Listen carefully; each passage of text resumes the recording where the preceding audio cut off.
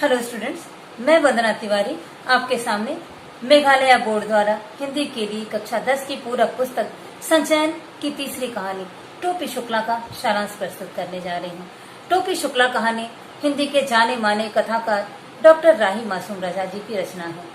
Doctor Rahi Masoom रजा जी ने मित्रता के चरम पराकाष्ठा को प्रदर्शित किया है इस कहानी में, और यह बताया है कि मित्रता किसी जाति और धर्म और किसी चीज का मोहताज नहीं होती है। मित्रता मित्रता होती है। तो प्रारंभ करते हैं टोपी शुक्ला कहानी के सारांश से। टोपी के पिता जाने माने डॉक्टर हैं और उनका भरा पूरा परिवार है। घर में किसी चीज का अभाव नहीं है। बचपन में जब टोपी शुक्ला चौथे दर्जे में पढ़ाई कर रहा था, तभी टोपी की मित्रता इरफन से होती है और इरफन की मित्रता टोपी से होती है। हालांकि दोनों का यह वास्तविक नाम नहीं है, लेकिन दोनों इस बात को, टोपी जब भी इरफन को इरफन बुलाता है तो इरफन उत्तर दिया करता था। इधर टोपी का भी टोपी नाम नहीं है, बलभद्र नारायण शुक्ला नाम है। दोनों की गहरी मित्रता होती है। टोपी अक्सर इरफन के घर जाता है। वह इरफन की दादी के पास बैठकर सारी कहानियां जो इरफन की दादी सुनाया करती थी वह सुना करता है। 12 बुर्ज की कहानी, गुलब कावली, हातिम ताई, पंचकुल्ला की कहानियां इत्यादि जो इरफन की दादी कहानी सुनाया करती थी, इरफन वो सारी कहानियां सुना करता था। इरफन के परिवार में इरफन की दादी, अब्बू, अम्मी इत्यादि थे। छोटी बहन थी। उसके दादा परदादा प्रसिद्ध मौलवी थे, जाने माने मौलवी थे।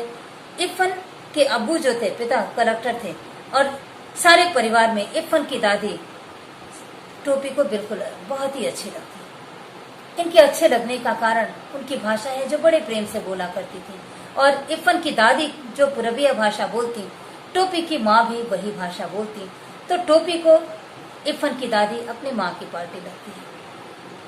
इरफन की दादी पूरब की रहने वाली हैं और ब्याह कराने के बाद ससुराल में उन्हें अनेक असुविधाओं का सामना करना पड़ा था। दादी एक जमींदार की बेटी थी। खूब खाया पिया था, दूध दही लपड़ शपड़ खाती हुई आई थी, घी खाई हुई आई थी। लखनऊ मौलवियों के घर में आने के बाद उन्हें उन चीजों का अभाव बना रहता और उन चीजों के लिए बहुत तरस जाती। जब भी मायके जाती तो अपनी सारी इच्छाएं पूरी करके आती। टोपी की दादी तो उर्दू मिक्स हिंदी बोलती, लेकिन इरफन की दादी वही पूरबिया भाषा बोलती है। दादी हमेशा पूर्वी बोलती हैं। इरफन और टोपी दोनों को उनकी बोली अच्छी लगती है। इरफन की दादी की बोली दोनों को अच्छी लगती है, और इसी बोली के कारण टोपी के घर में हंगामा हो जाता है। टोपी जो है हमेशा इरफन के घर चला जाता है, और एक दिन टोपी अपने घर में खाने की टेबल पर एक शब्द बोल देता है, अम्मी जरा बैगन का भुर्ता देना। इस शब्द के कारण सभी के कान खड़े हो जाते हैं कि अम्मी क्यों बोल रहा है, किसी मुसलमान लड़के से मित्रता कराया है क्या। और ऐसा कहकर हाँ मैं मुसलमान लड़के से मित्रता किया हूँ, हाँ कहने पर टोपी की बड़ी पिटाई होती है। और टोपी का पूरा नाम बलभद्र नारायण शुक्ला है। टोपी के परिवार में भी उनकी दादी, माता पिता और 2 भाई हैं, और पिता का व्यवसाय अच्छा है, हिंदू परिवार है। टोपी इरफन के घर से सीखा हुआ जो शब्द बोलता है, उस शब्द के चलते परिवार में काफी हंगामा हो जाता है। टोपी को बड़ी डांट पड़ती है। टोपी की दादी सुभद्रा देवी बड़ी कड़क मिजाजी थी, और वह हिंदी मिक्स उर्दू बोला करती थी। उनकी भाषा, उनकी बोली, उनका व्यवहार टोपी को बिल्कुल पसंद नहीं आता, और वो टोपी को इसीलिए वो बिल्कुल अच्छी नहीं लगती थी। अक्सर टोपी को घर में डांट पड़ती थी। बड़े भाई मुन्नी बाबू झूठ मूठ की शिकायत करते और उसे पिटवाते। छोटा भाई भैरव उनकी कापियां फाड़ देता। बड़े भाई मुन्नी बाबू ने पिटाई करवा दी, और पिटाई हो रही थी अम्मी बोलने के कारण, और बड़े भाई ने यह झूठ बोल दिया कि यह मुसलमान के साथ रहते रहते यह कबाब भी खाता है। कबाब की बात सुनकर टोपी की बड़ी कस के अपने परिवार में पिटाई हो जाती है, लेकिन टोपी ने कभी कबाब नहीं खाया। यह गलत बात है, मुन्नी बाबू ने झूठ बोला था। टोपी अपने सारे दुख को इरफन के साथ बांटता है। दोनों दोस्त अक्सर अपने दुख को साझा कर लिया करते थे। टोपी को अपनी दादी से बिल्कुल लगाव नहीं था। आपको इससे महसूस हो सकता है कि वह इरफन की दादी से बहुत प्रेम करता था, और इरफन की दादी से टोपी इतना प्रेम करता था कि एक बार वह दादी से अपनी दादी बदलने की बात करता है। कह रहा है कि तुम्हारे घर में जो भाषा बोली जाती है, मेरी दादी वही भाषा बोलती है, तो और मेरी माँ जो भाषा बोलती है वो भाषा तुम्हारी दादी बोलती है, तो क्यों न ऐसा हो जाए कि हम दोनों आपस में दादी बदल लें। जब इरफन ने कहा कि नहीं, ऐसा मैं नहीं कर सकता, क्योंकि मेरी दादी ही नहीं, मेरे पिताजी की अम्मी भी हैं, और मुझे कहानियां कौन सुनाएगा, क्या तुम्हारी दादी मुझे कहानियां सुनाएंगी। टोपी के द्वारा इस बात के ना कहने पर टोपी पूरी तरह से टूट जाता है और रोने लगता है। मन मन में बड़ा दुखी होता है क्योंकि उसे इरफान की दादी बहुत अच्छी लगती थी और जब भी कभी वह इरफान के घर जाया करता दादी के पास ही बैठा करता। और इरफान की दादी से प्रेम का प्रमाण तब मिलता है जब इरफान की दादी का देहांत हो जाता है और एक चपरासी स्कूल में आता है और टोपी को घर लेकर चला जाता है कि उसकी दादी का देहांत हो गया है, बड़ी भी का देहांत हो गया है। और नौकर जब इरफान को लेकर घर चला जाता है तो टोपी जिम्नेजियम में बैठ के बहुत बुरी तरह से रोता चिल्लाता है। और जब शाम को घर जाता है इरफान के घर टोपी जाता है तो कलेक्टर साहब की माँ मरी थी, पूरे शहर के लोग वहां थे, बहुत भीड़ लगी थी, लेकिन टोपी के लिए इरफान का घर पूरी तरह से खाली हो गया था क्योंकि जिसके लिए वह उस घर में जाया करता था अब वो दादी नहीं रही। और इतना प्रगाढ़ प्रेम कि लेखक राही मासूम जी कहते हैं कि अगर इरफान के दादाजी भी जिंदा होते तो इस प्रेम का महत्व या प्रेम की कीमत को वो नहीं समझ पाते। एक 80 साल की बुढ़िया और एक 8 साल का बच्चा, इसमें कैसी प्रेम और कैसा प्रेम, न धर्म का न जाति का कोई लेना देना नहीं।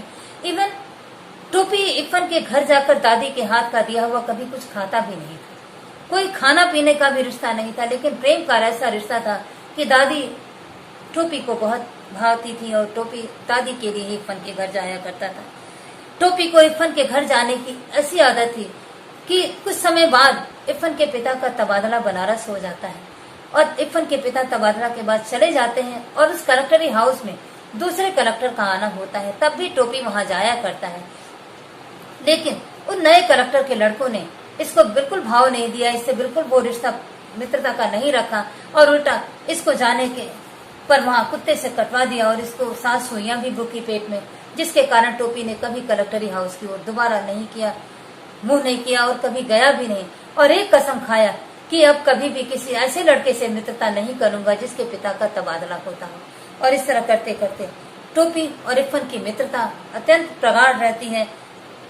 पिता के ट्रांसफर होकर चले जाने के बाद टोपी यहाँ अकेला बिल्कुल दुखी रहता है, अत्यंत परेशान रहता है और घर की बूढ़ी नौकरानी ही टोपी के दर्द को समझती है और उसे अपने पास रखती है, प्रेम से समझाती है और टोपी उसकी आंचल में अपना सारा दर्द भूल जाता है। इरफान के चले जाने के बाद टोपी 9वीं कक्षा में 2 बार फेल हो गया और फेल होने का कारण कुछ और ऐसा नहीं था कि टोपी बिल्कुल कमजोर था पढ़ने में, लेकिन कुछ पारिवारिक वजहों से, कुछ काम की वजह से टोपी फेल हो जाया करता था।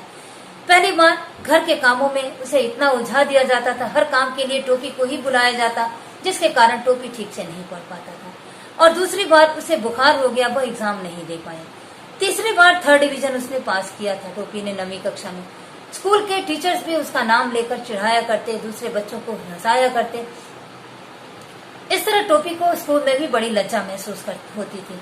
विद्यालय पर समय समय पर उदाहरण देकर टीचर्स भी उसके दर्द को बढ़ाया करते थे। तीसरे वर्ष टोपी ने यह निर्णय कर लिया कि चाहे बुखार हो या बुखार का बाप, कोई भी हो, कोई भी परेशानी आए, वह पास करेगा। और लेकिन हुआ ये कि परीक्षा का आते ही उसके पिता चुनाव में खड़े हो गए और चुनाव में खड़े होने के कारण पिता के घर में हमेशा भीड़ भाड़ रहती थी और टोपी के पढ़ने का समय नहीं मिलता था। और इतनी व्यस्तता के बाद जब चुनाव हुआ तो टोपी के पिता समहाउ जिस तरह भी जैसे तैसे अपनी जमानत भी बचा गए, यही बहुत बड़ी बात थी। सफलता तो मिली नहीं, लेकिन टोपी के लिए जब घर शांत हुआ तब तक परीक्षा का समय बिल्कुल नजदीक आ चुका था, पढ़ने लायक नहीं था घर का माहौल, लेकिन फिर भी उसने मेहनत करके 3rd डिवीजन पास किया। जब 3rd डिवीजन पास किया तो दादी ने फिर टीज किया और कहा ये अच्छी रफ्तार है, तीसरे साल में 3रे दर्जे में पास हो रहे, बड़ी अच्छी रफ्तार है, ऐसा कहकर दादी को टीज करता है। तो मित्रता की यह पराकाष्ठा जो टोपी और इरफान के बीच थी, राही मासूम जी ने बड़े सुंदर तरीके से व्यक्त किया है कि मित्रता जो है किसी भी जाति, किसी भी धर्म, किसी भी परिवेश का महत्व नहीं रखती, देता है तो सिर्फ प्रेम की बोली का। हम कहते हैं कि कोई मुझे अच्छा खिलाएगा तो मैं प्रेम करूंगा, कोई अच्छे से देगा गिफ्ट तो मैं प्रेम करूंगा, नहीं।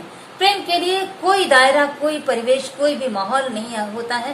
प्रेम सिर्फ प्रेम होता है जो हृदय से किया जाता है। इस तरह राही मासूम रजा जी की यह कहानी टोपी शुक्ला समाप्त होती है। धन्यवाद। मुझे उम्मीद है कि आप लोगों को यह व्याख्या पसंद आई होगी। धन्यवाद।